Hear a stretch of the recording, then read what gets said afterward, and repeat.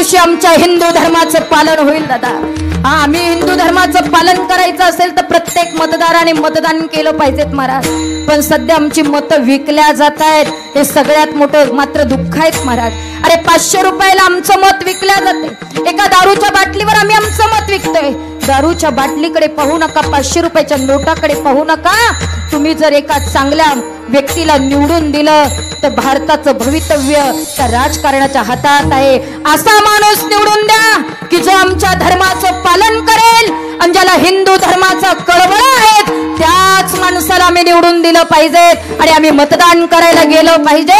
अरे ती जर माणसं, बाकीच्या धर्माची माणसं महाराज घराघरातनं मतदानाला बाहेर पडतात आणि एकट्या मालेगाव मध्ये, एकट्या धुळ्यामध्ये जर पाहिलं तर महाराज नुसतं मालेगाव मतदानाला बाहेर पडलं तर जो माणूस सगळीकडे लीड मध्ये पुढा होता